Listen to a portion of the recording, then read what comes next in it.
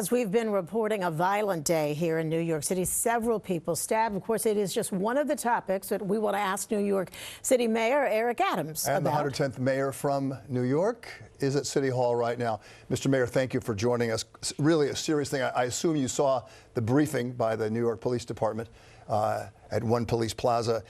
So many people stabbed in the last couple of days, including 3 today. In Queens, 1 in Brooklyn. What can you tell us about what you know about what happened? The investigation is ongoing. The police commissioner's team briefed me earlier this morning, actually, and they are looking for a suspect that's possibly involved in all of these incidents.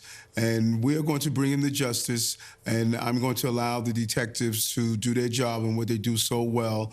At this time, we believe we have a potential facial, and we're going to continue to seek him out and find him.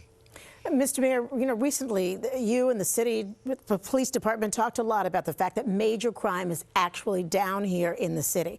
The issue is, though, when you have a situation like we had today with the string of stabbings, the other day, the man on the subway simply trying to help, he was killed, didn't go home to his families. So the perception still is that crime is serious and a lot of people are still scared. And for many people, perception, of course, is reality. What do you say to people about that? And you're correct. The goal of public safety is not only statistical data. Yes, we have 5 of the major 7 categories of crimes are down, double-digit decrease in shootings and in homicides. But when you have these chilling events, such as the incident that took place on the subway system or a random act of violence, it does shake our confidence, and we know that. And that's the role of the police department. That's why we want the omnipresence, the visual presence of that uniformed officer. And we want to continuously tell people that we have a real solid grip on those who are committing crimes. And then we must put in place those incidents that don't allow repeated offenders to return to our streets and those who are dealing with mental health issues. Today and the last couple of days, the people, the victims of that stabbing in both Brooklyn and Queens, the victims were regular, everyday people.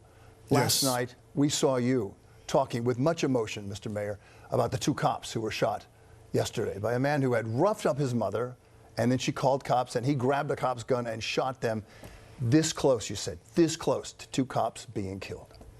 It just brought back some terrible memories. January 20th, 2022, days into office in that hospital, hearing the loud cries of Officer Mora and Rivera's family. That's just impacting me at the beginning of my role as the mayor. And I thought about that yesterday. Heroes don't wear capes, they wear blue uniforms. If you saw what happened in that room and the action those officers took, it's just really wise, imperative that we give our police department the support they deserve. And then look at the Supreme Court ruling. Both Officer Mora and Rivera were responding to a domestic violence type incident. And this incident yesterday was a domestic violence. He was assaulting his mother. Should there be a counselor of some sort, Mr. Mayor, to come to these domestic violence cases with your officers?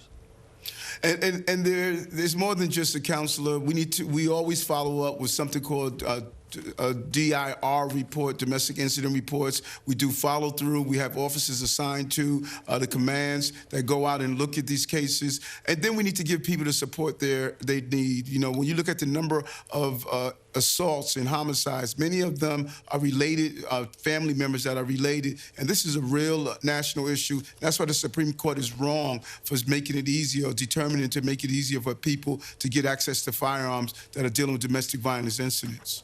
Mayor, I want to shift to another issue that you have said over and over is a national issue. Recently, Governor Hochul said that the state, $2.4 billion to the city of New York to help with the existing migrant crisis.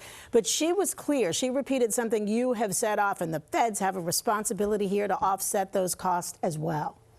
So true, and I cannot thank the governor enough for just being a real partner around these issues of public safety, transportation, how do we get people back on our subway in general, but specifically the migrant and asylum seeker issue, national crises, and it's on the backs of cities across this country, Chicago, Denver, New York City, Los Angeles. It's just wrong. It's not the right thing to do, and we knew we had a problem after returning from Washington around the 7th time, and we put a plan plan in place not to allow people to stay in our shelter system. We cycled out over 60% of people who came through our system from 168,000, drastically decreased down because we're doing it right and we're managing this crisis the way other cities are stating we're doing a darn good job here.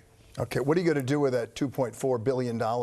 Because a lot of people, you know, Mr. Mayor, last week criticized the way the city handled coming out of a tent city at Floyd Bennett Field in Brooklyn. You know, criticism comes with the territory. I'm the mayor of the city of New York. I have an obligation to address these problems. People did not elect me to just talk about the problems. They elected me to fix the problem. I identified that problem in November, and we don't want to open up Floyd Bennett Fields or Randall's Island, but the fact is we're out of room. We were getting thousands of migrants, asylum seekers each week, anywhere from 2,900 to 4,000 a week. That comes out to 16,000 a month that we have to house, make sure they're fed, make sure they're taken care of, educate the children. And this is not something that the migrants should be blamed for. This is something that our national government needs to fix with a real decompression strategy and to fund this.